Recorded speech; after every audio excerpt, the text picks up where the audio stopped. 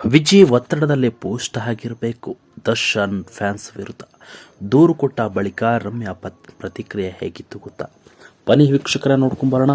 ಈ ಒಂದು ವಿಡಿಯೋ ನೋಡೋಕೆ ಮೊದಲು ನೀವು ನಮ್ಮ ಚಾನಲ್ಗೆ ಸಬ್ಸ್ಕ್ರೈಬ್ ಆಗಿಲ್ಲ ಅಂದರೆ ಈ ಕೂಡಲೇ ಸಬ್ಸ್ಕ್ರೈಬ್ ಆಗಿ, ಹಾಗೆ ಪಕ್ಕದ ಬೆಲ್ ಐಕಾನ್ ಕ್ಲಿಕ್ ಮಾಡಿ ವೀಕ್ಷಕರ.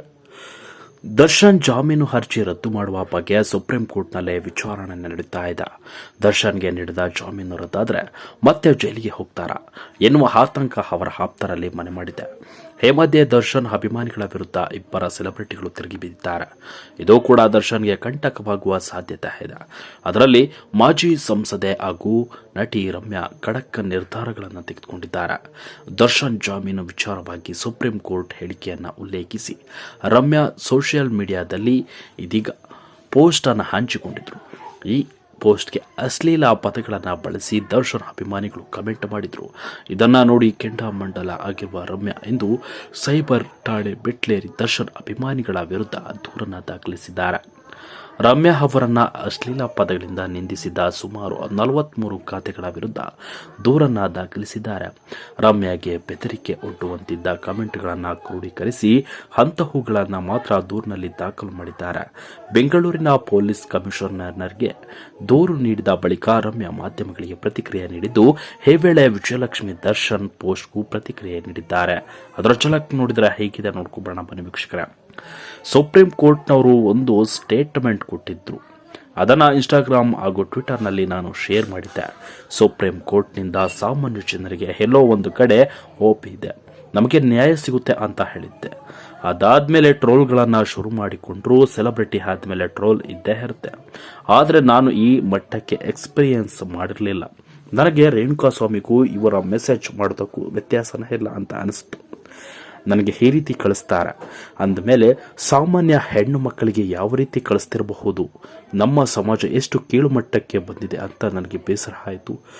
ಹಾಗಾಗಿ ಇದನ್ನು ಹಾಗೆ ಮಾಡಿ ಬಿಡಬಾರ್ದು ಅಂತ ಕಮಿಷನರ್ ಸಾಹೇಬ್ರಿಗೆ ನಾನು ದೂರನ್ನು ಕೊಟ್ಟಿದ್ದೇನೆ ಎಂದು ನಟಿ ರಮ್ಯಾ ಹೇಳಿದ್ದಾರೆ. ಹೌದು, ಕಮಿಷನರ್ ಸರ್ ಆಫೀಸ್ನಲ್ಲಿ ಸೈಬರ್ ಕ್ರೈಮ್ ಡಿಪಾರ್ಟ್ಮೆಂಟ್ ಇದೆ. ಅಲ್ಲಿಗೆ ಅವರು ಈ ದೂರನ್ನು ಫಾರ್ವರ್ಡ್ ಮಾಡ್ತೇನೆ ಎಂದು ಹೇಳಿದ್ದಾರೆ. ಆದಷ್ಟು ಬೇಗ ಅವರು ಆಕ್ಷನ್ ತೆಗೆದುಕೊಳ್ತೇನೆ ಅಂತಲೂ ಹೇಳಿದ್ದಾರೆ. ಇದರಿಂದ ನ್ಯಾಯ ಸಿಗುತ್ತೆ ಅಂತ ನಾನು ನಂಬಿದ್ದೇನೆ. ಇದರಿಂದ ಸಮಾಜಕ್ಕೆ ಒಂದು ಮೆಸೇಜ್ ಹೋಗಬೇಕು ಅಂತ ನಾನು ಇಷ್ಟಪಡುತ್ತೇನೆ ಎಂದು ರಮ್ಯಾ ಪ್ರತಿಕ್ರಿಯೆಯನ್ನು ಕೊಟ್ಟಿದ್ದಾರೆ.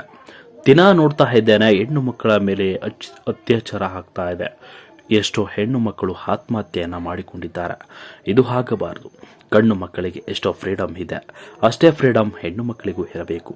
ನನ್ನಿಂದ ಅಷ್ಟೇ ಅಲ್ಲ, ಎಲ್ಲ ಹೆಣ್ಣು ಪರ ಈ ದೂರನ್ನು ಕೊಟ್ಟಿದ್ದೇನೆ. ನಮ್ಮೆಲ್ಲರಿಗೂ ನ್ಯಾಯ ಸಿಗುತ್ತೆ ಎಂದು ನಾನು ನಂಬಿದ್ದೇನೆ ಎಂದಿದ್ದಾರೆ. ಪ್ರಥಮ್ ಅವರು ಕೂಡ ಒಂದು ದೂರನ್ನು ಕೊಡ್ತಾರೆ ಅಂತ ಅಂದುಕೊಂಡಿದ್ದೇನೆ. ಯಾಕಂದರೆ ನಾನು ಕಾನೂನನ್ನು ಕೈಗೆ ತೆಗೆದುಕೊಳ್ಳುವುದಕ್ಕೆ ಆಗುವುದಿಲ್ಲ. ಅವರಿಗೂ ನಮಗೂ ವ್ಯತ್ಯಾಸ ಇರುವುದಿಲ್ಲ. ಸೆಲೆಬ್ರಿಟಿಗಳು ಹೇಗೆ ನಡೆದುಕೊಳ್ತಾರೋ ಅದೇ ರೀತಿ ಅವರ ವರ್ತನೆಯನ್ನು ಮಾಡ್ತಾರೆ. ಕಾನೂನು ಕೈಗೆ ತೆಗೆದುಕೊಂಡ್ರೆ ನೀವು ಹೇಗೆ ಸಂದೇಶ ಕೊಡ್ತೀರಾ ಎಂದು ಸಮಾಜ ರಮ್ಯಾ ಪ್ರತಿಕ್ರಿಯಿಸಿದ್ದಾರೆ. ವಿಜಯಲಕ್ಷ್ಮಿ ಹಾಗೂ ರಕ್ಷಿತಾ ಇಬ್ಬರು ನನ್ನ ಬಗ್ಗೆ ಹೇಳಿದ್ದಾರೆ ಅಂತ ನನಗೆ ಅನಿಸುವುದಿಲ್ಲ. ವಿಜಯ್ ಆ ಥರ ಏನಾದರೂ ಹಾಕಿದ್ರೆ ಒತ್ತಡಕ್ಕೆ ಬಿದ್ದು ಹಾಕಿರಬಹುದು ಅನಿಸುತ್ತೆ. ಅವರ ಆ ಥರ ಯಾವುದೇ ಸಂಬಂಧವನ್ನು ಇಟ್ಟುಕೊಂಡಿಲ್ಲ.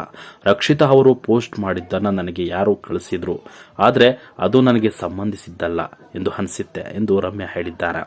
ನೋಡಿದಲ್ಲ ವೀಕ್ಷಕರ, ರಮ್ಯಾ ಅವರು ದರ್ಶನ್ ಅಭಿಮಾನಿಗಳು ಕೊಟ್ಟಂತಹ ಕೆಲವೊಂದಿಷ್ಟು ಕಮೆಂಟ್ ಕೆಟ್ಟ ಅಶ್ಲೀಲ ಪದಗಳನ್ನು ನಿಂದಿಸಿದ್ದಾರೆ, ಅಶ್ಲೀಲ ಪದಗಳಿಂದ ಮಾತನಾಡಿದ್ದಾರೆ ಅನ್ನೋ ವಿಚಾರವಾಗಿ ಇದೀಗ ದೂರನ್ನು ಕೊಟ್ಟಿದ್ದಾರೆ. ಸೊ ಇದರ ಬಗ್ಗೆ ಪ್ರತಿಕ್ರಿಯೆಯನ್ನು ಕೊಟ್ಟಿದ್ದಂತಹ ರಮ್ಯಾ ಅವರು ಇಷ್ಟನ್ನು ಮಾತನಾಡಿದ್ದಾರೆ. ಇದರ ಬಗ್ಗೆ ನಿಮ್ಮ ಅನಿಸಿಕೆಗಳನ್ನು ತಿಳಿಸಿ ಅಂತ ಹೇಳ್ತಾ ಈ ವಿಡಿಯೋವನ್ನು ಮುಗಿಸ್ತಾ ಇದ್ದಾರೆ ವೀಕ್ಷಕರು. Thank you.